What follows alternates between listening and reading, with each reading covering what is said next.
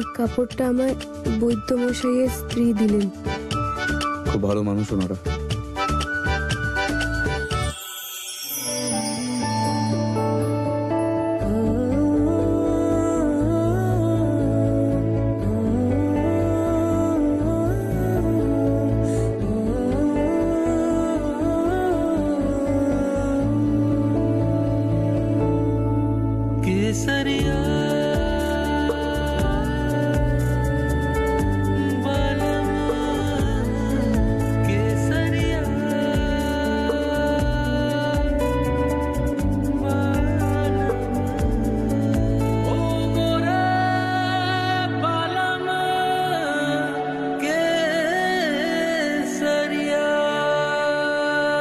শোভনবাবু,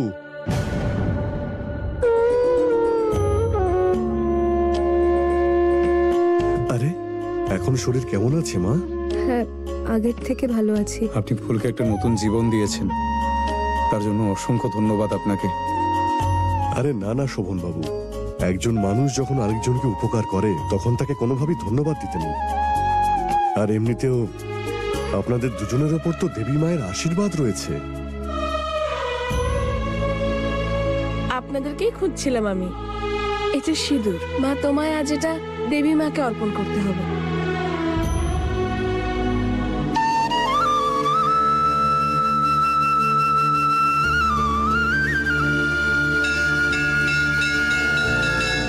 চলুন, সময় হয়ে গেছে। হ্যাঁ,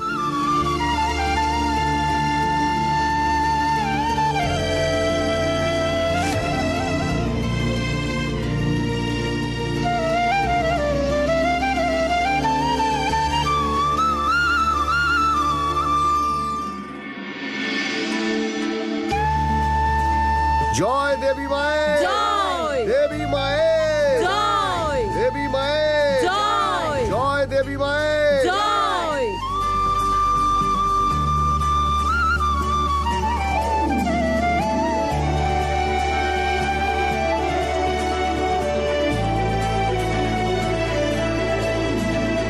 মা তোমার আশীর্বাদে ফুল এখন ঠিক আছে। তোমায় অনেক ধন্যবাদ।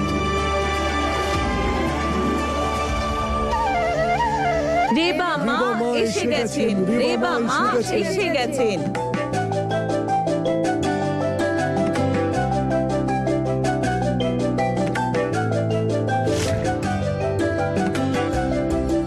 আসুন বাবু, আসুন।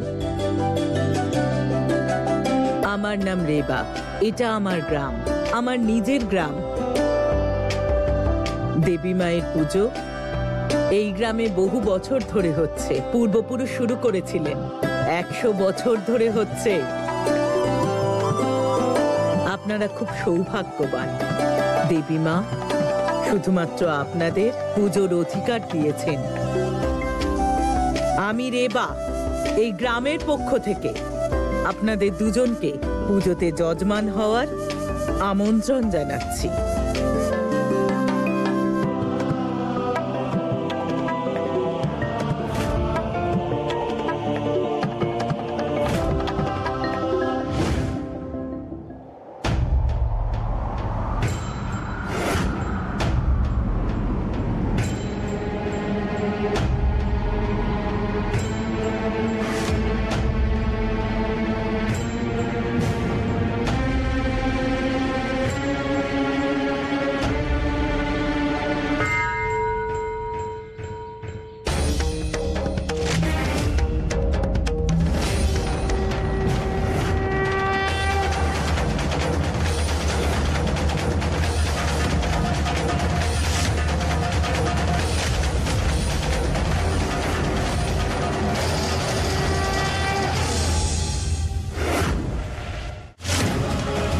অপরাধ, ঘোর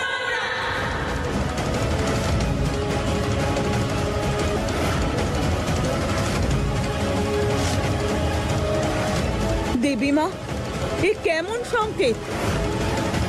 থালায় রাখা সিঁদুর দুভাগে ভাগ হয়ে গেল। আরে এটা আবার কিসের সংকেত?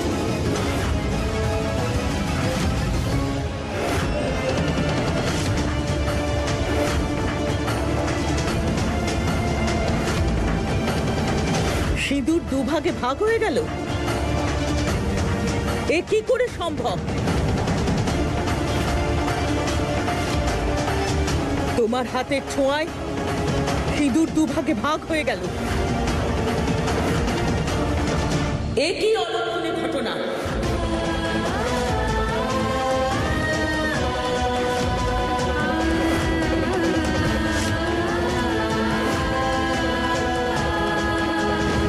হে দেবী মা, এ কি সংকেত দিচ্ছ তুমি? এদের বিয়ে কি অসম্পূর্ণ?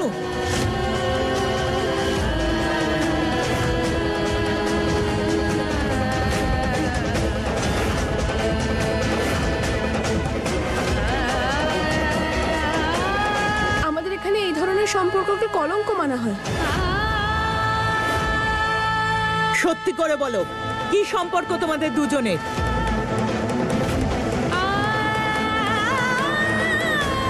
কোনো পাপ, কোনো অসম্পূর্ণতা আছে সম্পর্কে? যদি সেটা হয় তাহলে তোমাদের ক্ষমা করা হবে না।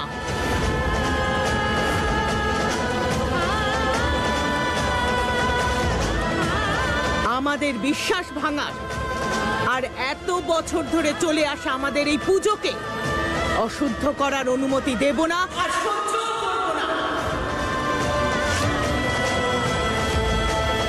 এই গ্রামে আজ পর্যন্ত কখনো দেবী মা ভুল সংকেত দেননি। এই ভাগের সিঁদুর, এই শূন্য স্থান সংকেত দিচ্ছে, আর সেই সংকেত হলো সম্পর্ক অসম্পূর্ণ। এই সিঁদুর তার প্রমাণ।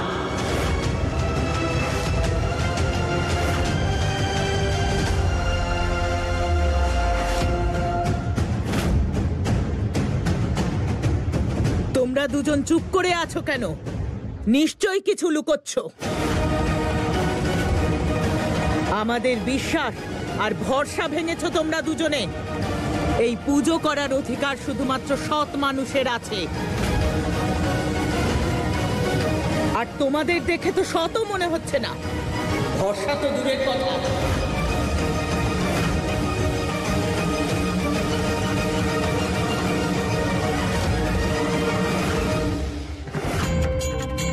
মায়ের সামনে দাঁড়িয়ে আছো তোমরা, মাকে সাক্ষী রেখে বলো যে তোমাদের সম্পর্কে কোনো ছলনা, কোনো অসততা, কোনো তৃতীয় ব্যক্তি নেই।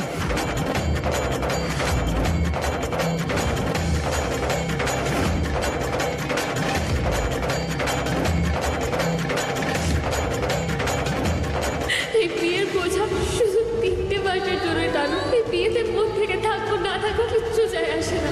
আমাদের মধ্যে যে কথাগুলো হলো, যে বোঝাপড়াটা আমাদের মধ্যে হলো, তুমি সেটা কিন্তু কাউকে বলো না। কি করে দেবী মায়ের সামনে মিথ্যে কথা বলবো যখন এই সম্পর্কটাই একটা চুক্তি? আমাকে সত্যিটা বলতেই হবে। মিথ্যে স্বামী স্ত্রী সেজে আমাদের বিশ্বাস নিয়ে মজা করেছে ওরা দুজন। দেবী মায়ের সামনে এত বড় অপরাধ আর কি আমরা মেনে নেব না। তোমরা মিথ্যে বলেছো, দেবী মায়ের সামনে মিথ্যে বলেছো তোমরা। উত্তর দাও, উত্তর দাও তোমরা। তোমাদের উত্তর দিতেই হবে, আমরা উত্তর চাই। আমি আপনাদের সব সত্যি বলছি। এক মিনিট।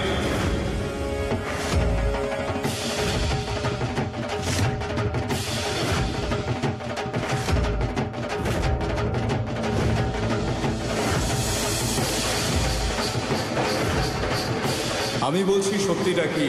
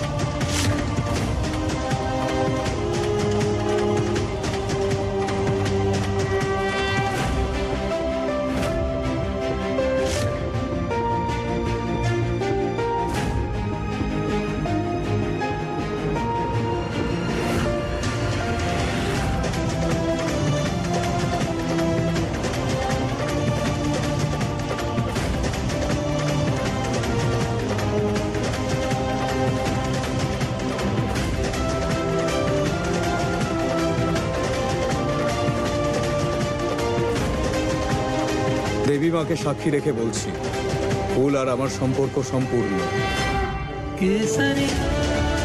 অসম্পূর্ণ নয়। এই সিঁদুর ওরই, শুধু ওই আমার স্ত্রী।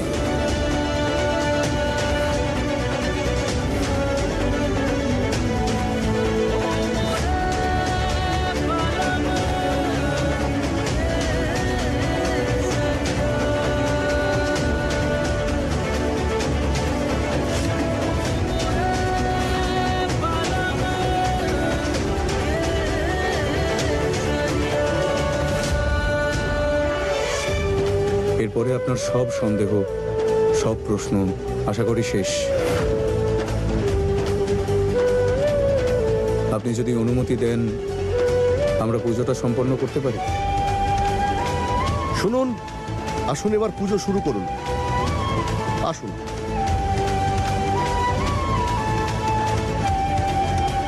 তোমার চোখে সততা দেখতে পাচ্ছি, কিন্তু তোমার ভাগ্যরেখা বলছে যে তোমার সিঁদুরে ভাগ বসবে।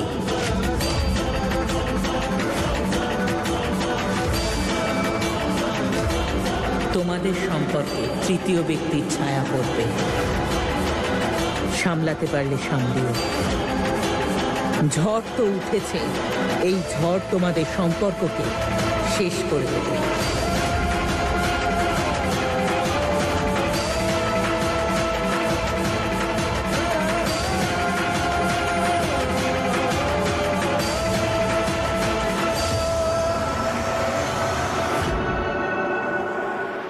দেবী মায়ের জয়।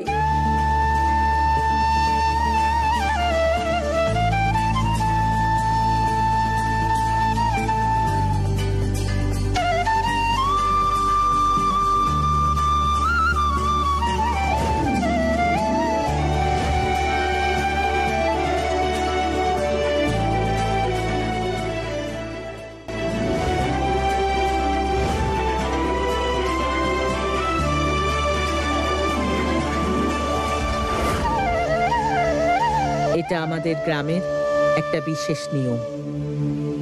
চাল ভর্তি এই থালাটাকে ঢাকা দিয়ে মায়ের সামনে রাখা হয়, আর স্বামী স্ত্রী মায়ের কাছে আশীর্বাদ নেয়।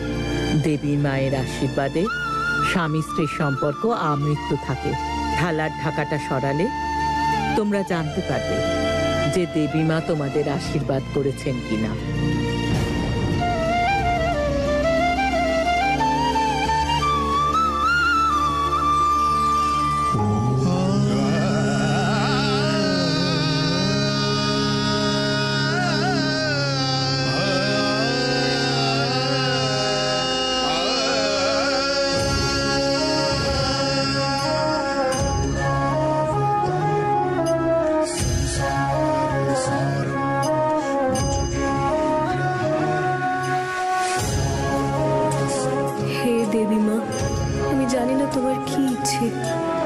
শোভনবাবু কি চান আমার কাছে? উনি আমার স্বামী হন, তাই আশীর্বাদ হিসেবে তুমি আমাকে তাই দিও যাতে শোভনবাবুর ভালো হয়।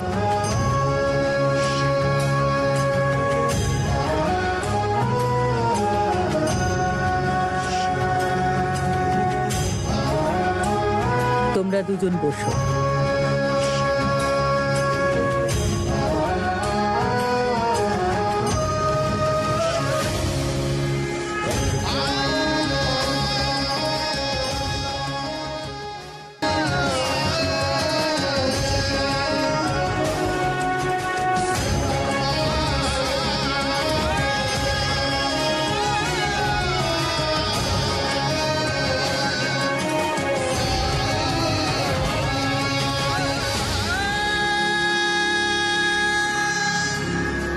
দেবী মায়ের আশীর্বাদে আপনারা 21 যুগ ধরে একসঙ্গে থাকবেন।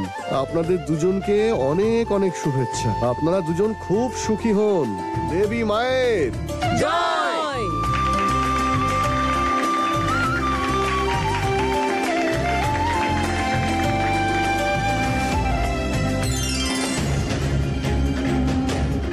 কিন্তু তোমার ভাগ্যরেখা বলছে যে তোমার সিঁদুরে ভাগ বসবেই।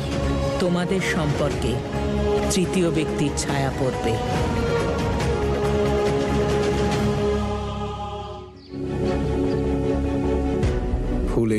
কিছু ওষুধ দিয়েছেন বৈদ্যমশাই তোমার জন্য।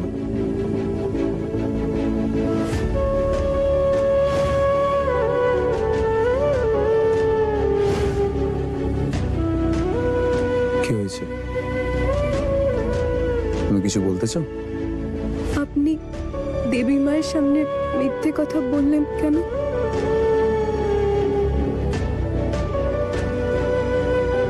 ফুল, এখানে মিথ্যে তো কিছুই নেই। আমি জানি আমাদের পরিবার একটা মিথ্যেকে ভরসা করে একটা সম্পর্ক তৈরি করেছিল। নাও তারা, আমাদের সম্পর্ক এখানেই শেষ। ওর আর আমার ডিভোর্স হয়েছিল, তাও আবার ওর ইচ্ছেতে। আমি জানি আমাদের সম্পর্কের শুরুটা ঠিক ছিল না। ওই আমার কিছু না জেনে শুনে একে অপরের প্রতি রাগ, অভিমান, এসবই পুরনো কথা।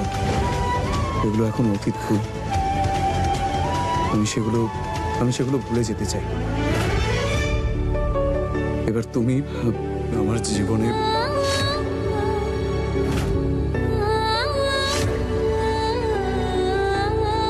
একবার বাড়ি পৌঁছে যাই, তারপর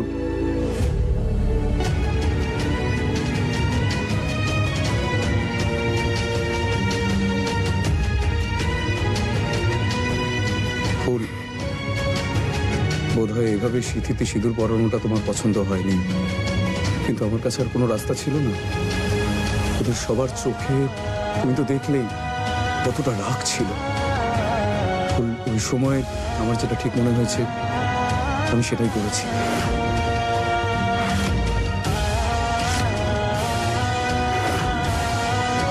ফুল, তুমি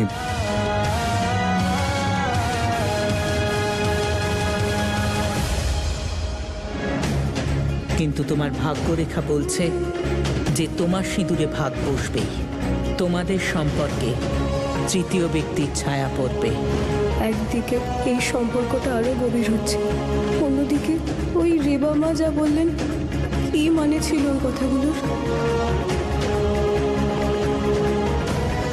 বলি আমি তো আপনাদের গাড়ি এসে গেছে।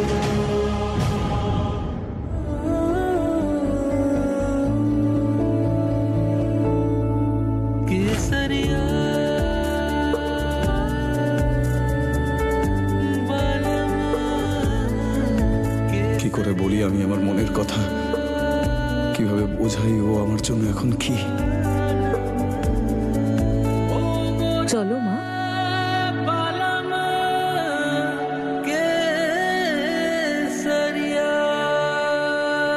দেখুন, আমরা দুজনেই আপনাদের প্রতি কৃতজ্ঞ।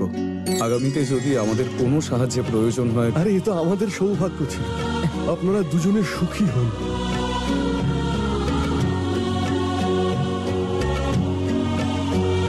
ভালো থেকো, সৌভাগ্যবতী হও।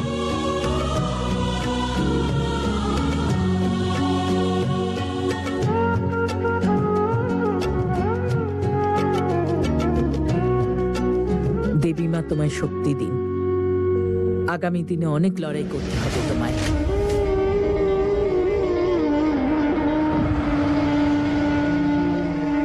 ফুল, এগোই।